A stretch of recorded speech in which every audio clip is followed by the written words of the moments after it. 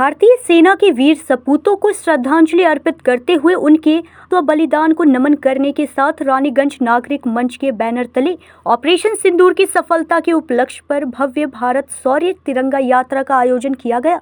यह यात्रा रानीगंज के इतिहास में देशभक्ति का एक ऐतिहासिक प्रतीक बना। इस दिन यह भारत शौर्य तिरंगा यात्रा की शुरुआत रानीगंज के श्याम मंदिर से हुई और पूरे शहर की परिक्रमा करते हुए रानीगंज नेताजी मूर्ति के पास गरिमामय तरीके से संपन्न हुई। इस दौरान पूरे मार्ग पर भारत माता की जय और वंदे मातरम के नारों से वातावरण गूंज उठा। हाथों में तिरंगा लिए हजारों नागरिक, सामाजिक संगठन और भाजपा कार्यकर्ता देशभक्ति की भावना से ओतप्रोत नजर आए। इस अवसर पर पश्चिम बंगाल भाजपा के पूर्व अध्यक्ष सह भाजपा के वरिष्ठ नेता राहुल सिन्हा, आसनसोल दक्षिण के विधायक अग्निमित्रा पाल, रानीगंज भाजपा अध्यक्ष शामशेर सिंह, बादशाह चैटर्जी, दिनेश सोनी, बीजेन मुखर्जी, अरिजीत राय, तपन चक्रवर्ती समेत नागरिक मंच के अनेक सदस्य उपस्थित रहे।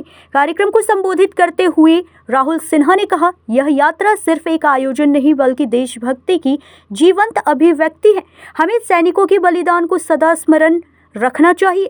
स्थानीय लोगों के अनुसार यह यात्रा नई पीढ़ी को प्रेरणा देने के साथ साथ देश प्रेम और एकता की भावना को प्रबल करने का कार्य करेगी। रानीगंज की सड़कों पर तिरंगे की यह ऐतिहासिक यात्रा लंबे समय तक लोगों के स्मरण में रहेगी। मिनिटे पाकिस्तान काबू कुपोकात হয়ে গেছে। 22 মিনিটে পাকিস্তান কুপোকাত, ভারতের কাছে হাঁটু গেড়ে বসে পড়েছে, ক্ষমা চাইছে। এক জলবন্ধ হয়ে গেছে, জলের জন্য হাহাকার লেগে গেছে, চিঠি দিচ্ছে। অতএব পরিষ্কার ভারত এটা বুঝিয়ে দিচ্ছে, দরকার হলে হাতে মারবো, ভাতেও মারবো, জলেও মারবো। অতএব পাকিস্তান উগ্রপন্থী কার্যকলাপ বন্ধ করুন, নইলে আগামী দিন পাকিস্তান চার টুকরো হবে, চার টুকরো। পাকিস্তান বলেই কোনো মানচিত্রে থাকবে না।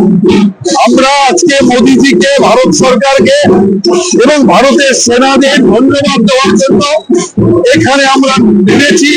রানীগঞ্জের সমস্ত কার্যকর্তা তারা আজকে তেরঙ্গা যাত্রায় সামিল হয়েছে। সাধারণ মানুষ এই তেরঙ্গা যাত্রায় সামিল হয়েছে। অর্থাৎ ভারতবর্ষের মানুষেরা বুঝিয়ে দিচ্ছে যে পাকিস্তানের কোনো হটকারিতা ভারতের মানুষ মানবে না।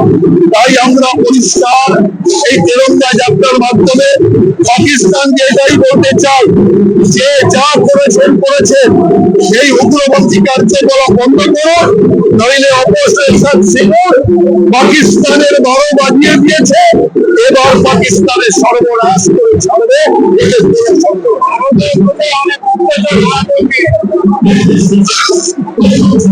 পশ্চিমবঙ্গে বেশি গুপ্তচর ধরা পড়ছে। পশ্চিমবঙ্গ সরকার গুপ্তচর পুষছে। অতএব আমরা অনেক আগে থেকে বলছি যে আইএসআই থেকে শুরু করে রোহিঙ্গা, বাংলাদেশি উগ্রপন্থীরা সব এখানে ডেরা গেড়ে রয়েছে, কিন্তু পশ্চিমবঙ্গ সরকার কিছু করেনি। যখন ভারত সরকার বলল পাকিস্তানিদের চিহ্নিত করে তাদেরকে বিতরণ করো, সারা দেশ জুড়ে এটা করা হলো, কিন্তু পশ্চিমবঙ্গ সরকার কিচ্ছু করেনি। সেই কারণে আমরা পরিষ্কার বলতে চাই, পশ্চিমবঙ্গ হচ্ছে উগ্রপন্থীদের একটা দ্বিতীয় হেডকোয়ার্টার, উগ্রপন্থীদের সেকেন্ড প্রেসিডেন্ট। অতএব আমরা মনে করি পশ্চিমবাংলায় উগ্রপন্থী সমর্থক সরকার করছে, যে কারণে এই উগ্রপন্থীরা পশ্চিমবাংলায় এত বেশি ডেরা বেড়ে রয়েছে।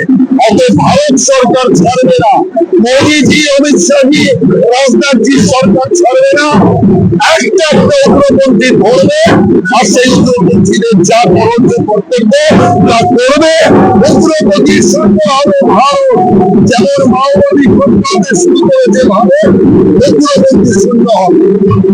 रानीगंज से सत्यनारायण सिंह की रिपोर्ट।